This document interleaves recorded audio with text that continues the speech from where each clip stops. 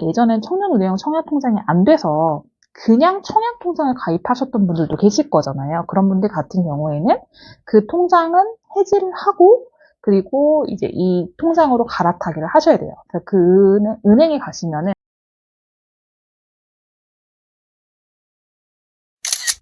안녕하세요. 루시드 송입니다. 2월 1일에 바로 출시가 되는 청년 드림 통장에 대해서 오늘 함께 알아보려고 해요. 여러분이 아무리 당장 돈이 급하다고 하더라도 절대 정말 깨서는 안 되는 통장이 뭔지 아세요? 바로 청약 통장입니다. 지금 가입 안 하셨다면 2024년 2월 주목해야 되는 청년 드림 통장 그 가입 자격과 가입을 꼭 해야 되는 그 이유에 대해서도 말씀을 드려보도록 할게요. 우선 요즘에 많은 청년분들이 너무 분양 가격이 높다 보니까 이제 예전에 저희가 분양을 받기 위해서 만들었던 그 청약 통장을 점점 깨고 있다는 그런 뉴스를 제가 봤어요. 왜냐면 어차피 너무 분양 가격도 높은데 내 집 마련 못할 것 같으니까 이거 계속 묵혀놔야 되는 게 싫은 거죠. 그래서 내 집 마련 하는 걸 아예 포기해버리고 그냥 이 청약 통장도 깨는 게 낫지 않나 이렇게 생각을 하시는 분들이 되게 많아지시고 있는 것 같아요. 그게 이제 신문 기사에서 제가 봤던 내용인데요. 아무래도 분양가도 높아지고 미분양도 많아지고 있는데 굳이 청약통장 가입을 해야 되는지, 그리고 또 월 10만 원씩 하라고 하는데 그것도 아깝다. 차라리 그 돈을 다른 곳에 묻어두겠다고 생각을 하시는 분들이 점점 많아진다는 그런 이야기를 제가 봤는데 그 때문에 청약통장을 가입했던 무려 6만 명이 통장을 해지했다고 해요.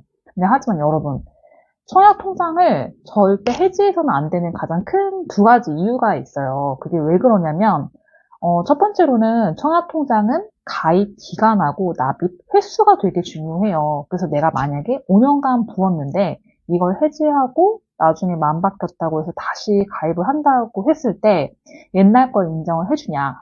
그럼 전혀 인정해주지 않는다는 거예요. 그걸 내가 그냥 잠깐 납입만 중단을 했어도 그냥 이제 인정이 될 수 있는 부분이지만 아예 해지를 해버리면은 그냥 내가 예전에 몇 년을 부었건 간에 그 회차는 다 날아가 버리는 거예요. 그래서 지금 당장 10만 원도 너무 아깝다 하시는 분들은 막 가입을 해지하진 마시고 그냥 잠깐 납입만 중단을 했다가 나중에 다시 여유가 생겼을 때 납입하시는 거를 추천을 드릴게요.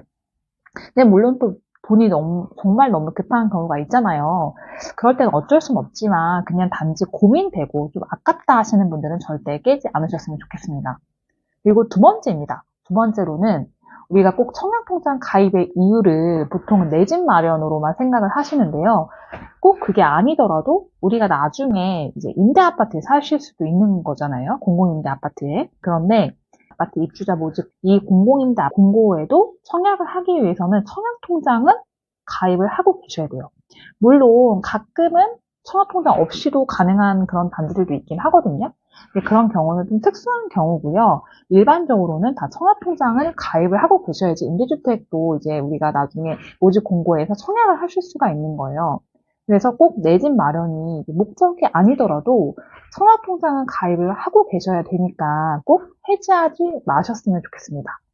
그럼 이제 대망의 2024년 2월에 바로 출시가 되는 청년들이 꼭 주목해야 되는 그 청년 드림 통장에 대해서 알려드릴게요.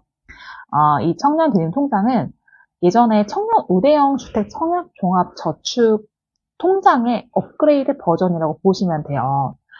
이미 이 영상을 보고 계시는 분들 중에서는 청년 5대형 주택 청약 종합 저축에 가입을 하고 계신 분들도 계실 것 같은데 아마 또 안 되신 분들도 계실 거예요. 예전에 가입 자격 조건에. 그런데 이번에는 예전에 이제 이 5대형 통장 같은 경우에 너무 제한 사항이 많다 보니까 되게 그럼 누가 가입하라는 거냐 대체 하면서 되게 욕을 많이 먹기도 했었거든요.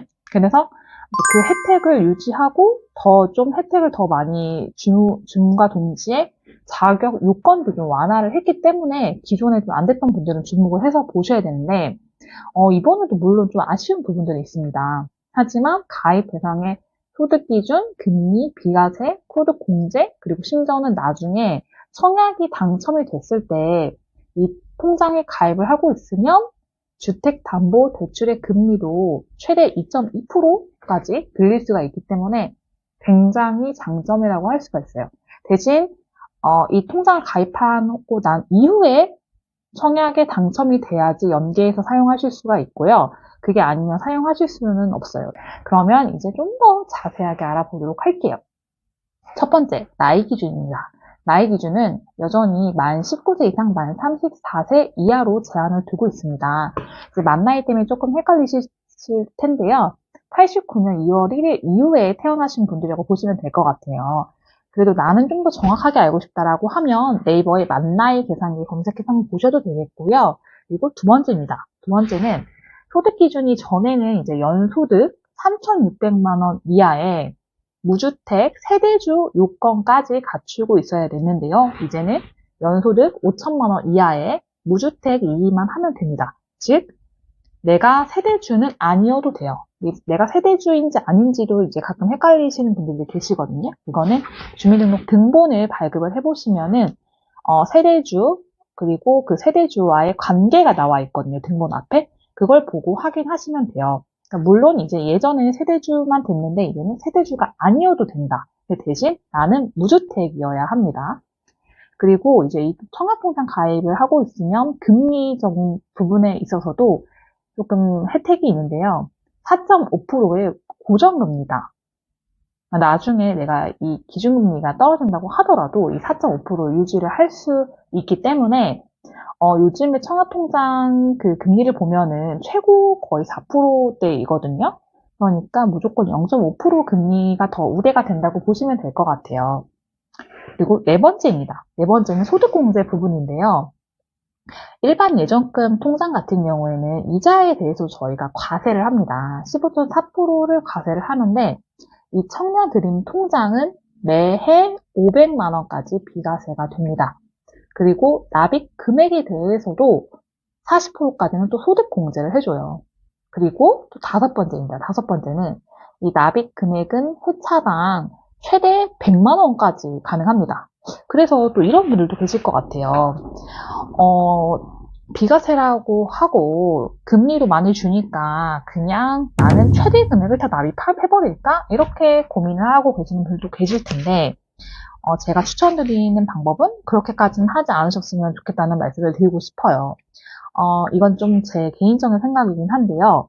청약 통장이라는 거는 아무래도 가입 기간하고 하기 때문에 내가 돈이 지금 많다고 해서 막 확 많이 넣는 것보다는 이걸 계속 유지하는 게 되게 중요하거든요. 그런데 이자를 아무리 많이 준다고 하더라도 일단 연봉이 5천만 원 이하라는 거는 사실 우리가 실질적으로 뭐 세금을 떼고 우리에게 남는 돈은 그렇게 크게 많지 않을 수 있거든요. 그런데 100만 원을 다 납부를 하고 나버리면은 나중에 이제 갑자기 내가 감당하기 어려워지는 그런 순간에 이걸 또 깨고 싶으실 수가 있거든요. 그래서 제 개인적인 의견을 조심스럽게 말씀을 드려보자면 차라리 처음부터 너무 100만 원 이렇게 하지 말고 공공분양 같은 경우에는 회차당 그 최대 납입 인정 금액이 10만 원이거든요. 그래서 이 10만 원 정도만 이제 납부를 하시는 게 오랜 기간 내가 지속적으로 이 통장을 유지하는 데 더 좋은 방법이지 않을까 좀 생각을 해봐요. 그리고 이 마지막, 이 청년드림 통장의 가장 큰 특이점은 뭐냐면 바로 나중에 청약에 당첨됐을 때 주택담보대출의 이자를 저리로 빌려준다는 그런 장점이 있어요. 근데 또 이게 무조건 다 가입했다고 다 저리로 빌려주는 거는 아니고 만 39세 이하의 무주택자이면서 이 드림 통장에 가입 이력이 1년 이상 가입을 해야지 그 혜택도 받으실 수가 있다고 해요. 그래서 즉 내가 만약에 이 청약에 당첨이 되고 나서 한 1년 이하의 통장을 유지하고 있었다. 그러면 이건 또 활용을 하지 못하는 거예요. 그걸 꼭 기억을 하고 계셔야 돼요. 그리고 또 분양가도 정해져 있어요. 막 되게 비싼 그런 분양가는 또 안 되고 6억 이하 분양가, 그리고 면적은 8호제곱미터 이하여야 돼요. 그리고 전용 8호제곱미터 이하라는 거는 33평 아파트라고 생각을 하시면 돼요.